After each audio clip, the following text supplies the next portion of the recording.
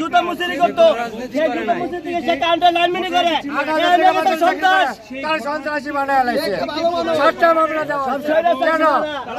সেই কোনোটাই করে নাই। তাকে আমার বৌদির ভাবির বাচ্চাই অবস্থা, তাকে মিথ্যা মামলা ফাঁসানো হয়েছে। এটা জুলাই যোদ্ধা যে সে মিথ্যা কথা বলছে, তার সাথে কথা কাটাকাটি হয়েছে, সে রাফ ব্যবহার করছে। যে আমার ভাইও তার সাথে একটু ভালো মতো তাকে বুঝাইছে। সে এটা কেন্দ্র করে আওয়ামী লীগ এখানে ওই স্বামী হিসাবের যে ইউনাইটেড যে বাস কাউন্টার সে এটা রাখতে দিবে না। আর এটা নিয়ে বিষয়টা তারা বড় করেছে। ভাই যাইতে চাইছিলাম তো ভরাডুবা ভাই, আসছিলাম মূলত ময়মনসিংহ কলেজে ওর ইনপুট ছিল আর আমি দুদিনে আসছি। আসার পর আগে জানতাম না যে আসলে বাস চলতেছে না এইভাবে, কিন্তু বাস আসছে কিন্তু বাসগুলো চলতেছে না। এটা হয়রানির মুখে পড়া আর কি, যেখানে ভাড়া 30 টাকা ওইখানে দেওয়া লাগতেছে 100 টাকা।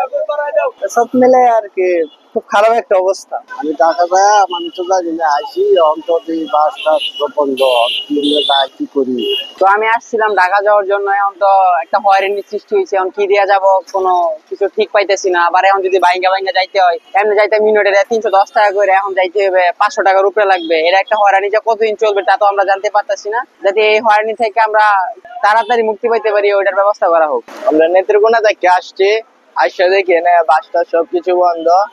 তো আমরা যাইতে পারতেছি না গাড়ির জন্য, গাড়ি নাই। অন্য গাড়িতে গেলেও তো আবার অনেক টাকা পয়সা দরকার, আবার দোকান আছে, দোকানে গিয়ে বসা লাগবো। তো যাওয়ার জন্য অসুবিধা হয়ে গেছে। আমি তো আসছিলাম রিস্কার থেকে, ময়মনসিংহ এসে দেখি বাস নেই, ঢাকা যাবো কিভাবে।